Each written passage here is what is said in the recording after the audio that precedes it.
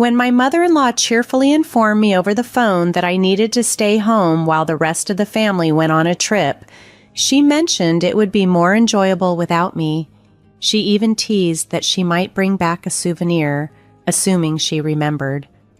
Originally, I was supposed to accompany my in-laws and my husband on this journey, but plans changed and now I was excluded.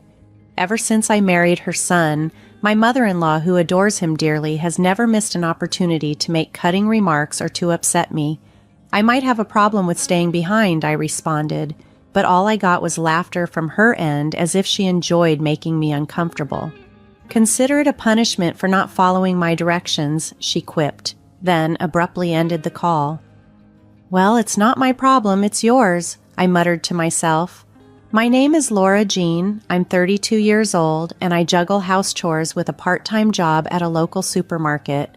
It's been 4 years since I married my husband, Eric. We initially met at work, where although we were in different departments, we often found time to chat. Our relationship took a significant turn at the company's year-end party, which was a large event attended by employees from various departments. Luckily, Eric and I ended up sitting together. We were already friends, so conversation flowed easily. At one point, Eric excused himself to the restroom, and during his absence, a senior manager from another department, who had had too much to drink, started pressuring me to drink more. Feeling cornered and unsure, since he was a higher up, I didn't know how to handle the situation. Just then, Eric returned, noticed the discomfort, and tactfully steered the manager away to another table. When Eric rejoined me, he checked if I was all right and made a light-hearted comment about the manager's inability to handle his drink. That moment changed my perception of Eric, and I began to see him in a new light. After I revealed my feelings for him, Eric and I started dating, and our relationship flourished. 4 years ago, we tied the knot, and despite not having children yet, our marriage has been a joyful and robust one. However, living in harmony hasn't been entirely smooth due to one significant issue: my mother-in-law, with whom we currently reside. Initially, Eric and I lived in our apartment, but a disastrous fire in the neighboring building led to our apartment being severely water damaged during the firefighting efforts. With our home rendered unsafe, we were suddenly without a place to live.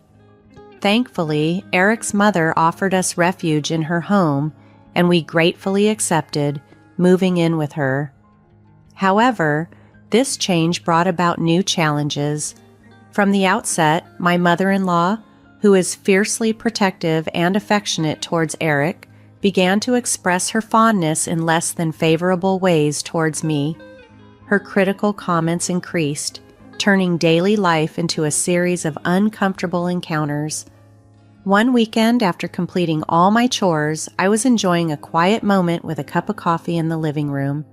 That's when my mother-in-law arrived home, bustled about, and soon targeted me with pointed criticism. "Laura, you're not cleaning properly. You need to devote more time to it and be grateful for your hardworking husband. As his wife, it's your duty to support him. I can't believe you can't even manage that. If you're not content, perhaps you should leave right now," she chastised sharply. Such instances were frequent, and I often felt overwhelmed by frustration, sensing a repetitive cycle of criticism aimed at me. It appeared that her willingness to house us was partly motivated by her desire to stay close to Eric, while my presence was merely tolerated and often begrudged. "Mom, please don't be so hard on Laura," Eric would interject, attempting to diffuse the tension. Yet, he sometimes added, "But there's some truth in what you're saying. Even though she works part-time, Laura should not neglect the household chores." Hearing Eric occasionally echo his mother's sentiments left me longing for more support from him as his partner. The situation underscored the complexity of our living arrangement and the strain it introduced into our otherwise happy marriage. I've always been diligent about the housework, even though I work 4 days a week. I consistently ensure that our home and our family of 4 are well cared for, even on days when I'm feeling under the weather. On the flip side, my mother-in-law, who doesn't work and has more free time, often spends her days out enjoying herself. Living in her house, I felt it wasn't my place to voice any complaints, so I tried to remain patient and cope with the situation as best as I could. Then, an unexpected opportunity arose. One evening, Eric brought up the idea of taking a trip, just the two of us. "Why don't we go to a spa resort next month? The busy season at work has just ended, and I need to use some of my annual leave. It'd be a great way for us to unwind," he suggested. "That sounds amazing," I replied, the idea instantly lifting my spirits. "I haven't scheduled any shifts for next month yet, so I can take some time off." After discussing it further, we decided to arrange a 3-day spa trip in the middle of the following month. Planning to go on a weekday, we looked forward to a peaceful and leisurely time together. I was overjoyed about the plan and started researching our destination excitedly, eager to make the bookings. Just as I was about to finalize our reservations, my mother-in-law dropped a bombshell. "Laura, I heard you and Eric are planning a trip. Why didn't he tell me?" she asked with a tone of surprise and a hint of accusation. Well, I stammered, suddenly anxious about her reaction. Then she delivered the dreaded blow. "Next month is my husband's and my anniversary. I was thinking of celebrating with a family trip to a fancy hotel." Trying to keep the peace, I suggested, "Eric and I were planning on going by ourselves this time. How about we all go together another time?" However, she was not swayed. "It won't be the same if it's not this time. It's our anniversary celebration," she insisted, visibly upset at the idea of changing her plans. Just as the tension peaked, Eric walked in from work. "Welcome home, Eric. We were just talking about the trip," my mother-in-law announced cheerfully, making it sound like an exciting family discussion. "Oh, I'm excited," Eric responded, seemingly aligning with his mother's enthusiasm. Caught in the middle, I felt a mix of disappointment and frustration, realizing that what was supposed to be a private getaway might now turn into another family obligation. I was puzzled about how my mother-in-law learned of our trip so quickly, but it became apparent that Eric might have shared the news with her. Observing my expression, Eric seemed a bit uncomfortable and proposed, "Mom's excited, so let's postpone our trip. It'll be more fun if we all go together." With both Eric and his dad on board with the idea, I felt pressured to agree. "Okay, next time just us, I promise," Eric said, his relief evident as I reluctantly gave in. Although I was disappointed with the turn of events, there was little I could do but accept the situation. To make the best of it, I decided to take charge of the planning. I handled booking the hotels and scheduling our sightseeing activities. As the trip day arrived, I was all packed and ready. The plan was to wake up an hour early, have breakfast together, and then set off. When my alarm rang, I stretched and called out for Eric, only to realize he wasn't beside me. In fact, he wasn't anywhere in the house. Confused, I tried calling his cell phone but got no response. Growing anxious, I called my mother-in-law. "Oh, Laura, dear, what's up?" she answered cheerily. "Where are you guys? Eric isn't here," I asked, a sinking feeling in my stomach. "Isn't it obvious? We're on a family vacation. It wouldn't be a proper family trip with an outsider like you. You'll have to stay home. Maybe we'll bring you back a souvenir if we remember," she replied nonchalantly, her voice tinged with triumph. "Staying home? That's gonna be a problem," I told her, trying to keep my tone steady despite the shock. "Oh, is it a problem for you? Just see it as a punishment for not doing what I say." She laughed mockingly and then hung up abruptly. I covered my face with my hands, feeling the weight of the situation, but instead of breaking down, a surprising reaction took over. I burst out laughing. The absurdity of it all, the sheer predictability of my mother-in-law's actions, somehow made the whole scenario laughably outrageous. Faced with the unexpected solitude after being left out of the family trip, I decided to take matters into my own hands. I quickly went online and booked a beautiful hotel in the tourist spot we were originally supposed to visit. Along with that, I reserved a table at a renowned restaurant to enjoy a fine dinner alone. After preparing for the day and enjoying breakfast, I felt invigorated and ready for an adventure. "All right, time for some fun," I told myself, grabbing my luggage and catching the train. I had thoroughly researched various attractions and was set on enjoying a vacation despite the circumstances. It crossed my mind that I might run into Eric and my in-laws since it was a small tourist spot, but I shrugged off the concern. They were the ones who had opted to leave me behind, and I was determined to enjoy my time without them. Upon arriving, I spent the day exploring. I visited charming boutiques, had tea in a trendy cafe, and engaged with locals, thoroughly relishing my solo journey. As evening approached, I headed to the hotel I had booked, one of the top luxury spots in the area. This indulgence was my way of rejuvenating and taking a stand for my happiness. As I walked towards the hotel's check-in counter, a commotion caught my attention. A woman's voice, loud and upset, echoed through the lobby. "Why can't we stay here? We're willing to pay." Curiosity piqued, I glanced over and, to my surprise, saw it was my mother-in-law causing the scene. Of course, they weren't allowed to stay. This wasn't the hotel I had reserved for our original family trip. From a distance, I noticed Eric spotting me. "Hey, Laura, what's going on? We couldn't stay at the hotel you booked, so we have to find another one, but they're all full," he explained, approaching with a mixture of confusion and frustration. His mother, trailing behind, looked furious.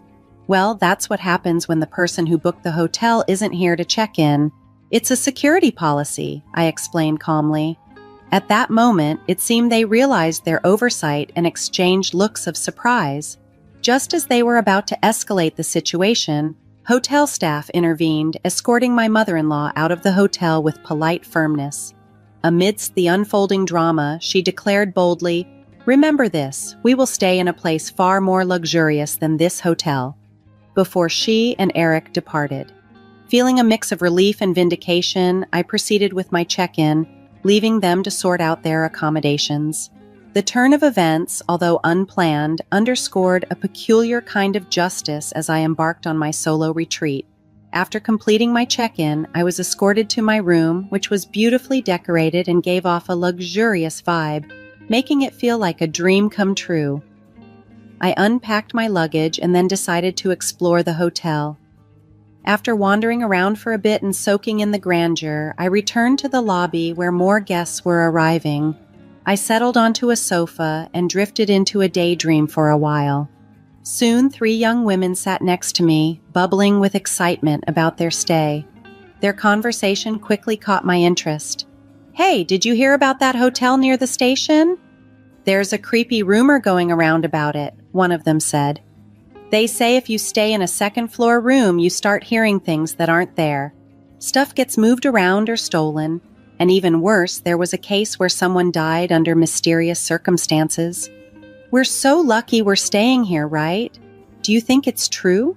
the other woman pondered. "But why hasn't anyone been arrested? I mean, you'd call the police if something like that happened, right?" the first replied. "Well, there are rumors that even the hotel staff might be involved. It sounds like a dangerous place," the second added with a shiver. Realizing the time, I quickly got up and headed to the restaurant for my dinner reservation.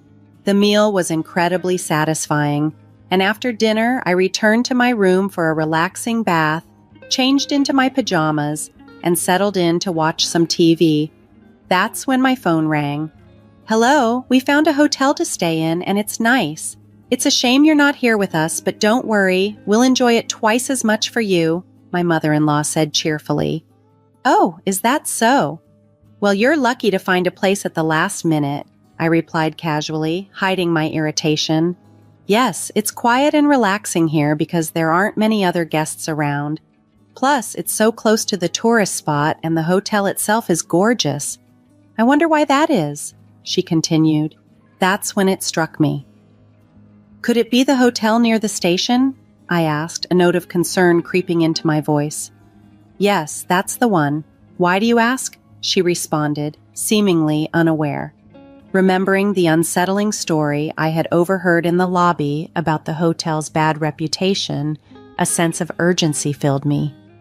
"I think you should leave," I warned my mother-in-law, hoping to convey the seriousness of the situation. My mother-in-law just laughed off my warnings, suggesting I was jealous of their find.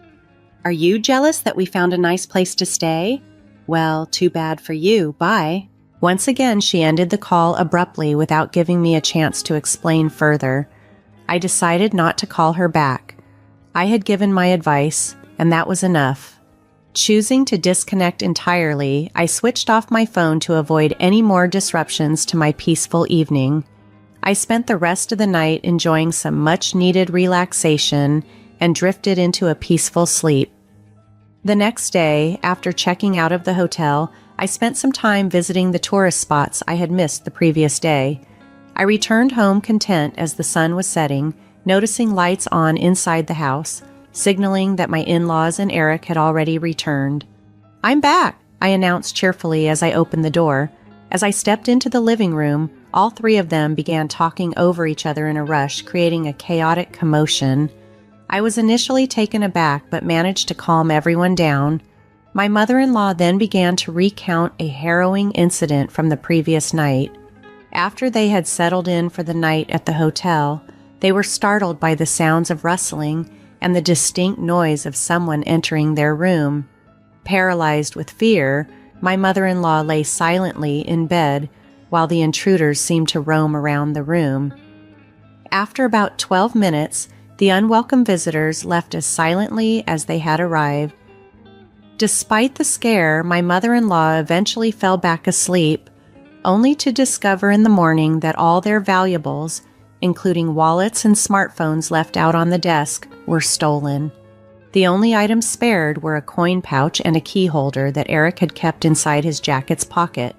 In a panic, they informed the hotel staff of the incident, only to be met with a demand for payment for the room. Shockingly, the hotel staff did not even offer to call the police. Feeling helpless, the troubled trio used coins. Eric had to make a call from a public phone to a nearby relative, pleading for help. Fortunately, their relatives arrived swiftly, covering the hotel charges and arranging for their safe return home. As my mother-in-law finished the story, the gravity of the situation and the validation of my initial concerns became clear to everyone in the room. After the incident, my in-laws and Eric were quick to shift the blame onto me. "If only you had warned us more seriously to leave, we wouldn't have ended up in this mess," my mother-in-law scolded sharply. Eric chimed in, echoing her sentiment. "That's right, Laura. You bear some responsibility for this.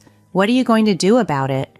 But the truth was, they had left me behind and despite my warning, chose to ignore it.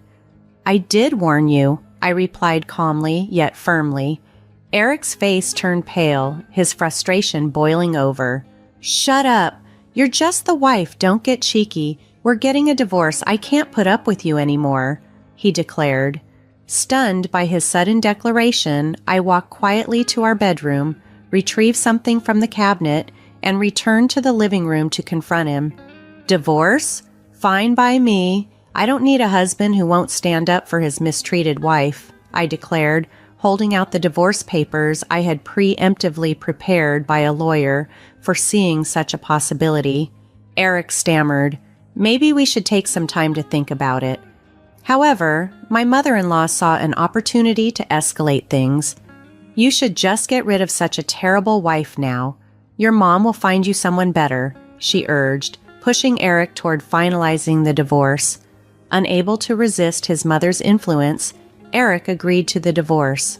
"Well then, goodbye. Please enjoy your life with your beloved family," he said, his voice breaking with emotion. Ignoring his distressed state, I left the house. Through my lawyer, I submitted the divorce papers, and the divorce was finalized, despite Eric's later attempts to reconcile. I chose to ignore all his efforts. Meanwhile, my mother-in-law, who had been pleased to get rid of me, seemed happy only briefly. The news of our divorce and the reasons behind it spread quickly through the neighborhood, fueled by the local gossip. People began to connect the dots between my mother-in-law's mistreatment and the divorce, revealing her unpleasant nature. She soon began to face judgmental stares from neighbors, and the prospect of finding a new wife for Eric was no longer appealing or straightforward. I returned to my hometown and, thanks to a friend's recommendation, found a new job. After all that I had been through, I was content to take a break from marriage. I plan to enjoy being single for a while, savoring the freedom and peace it brought me.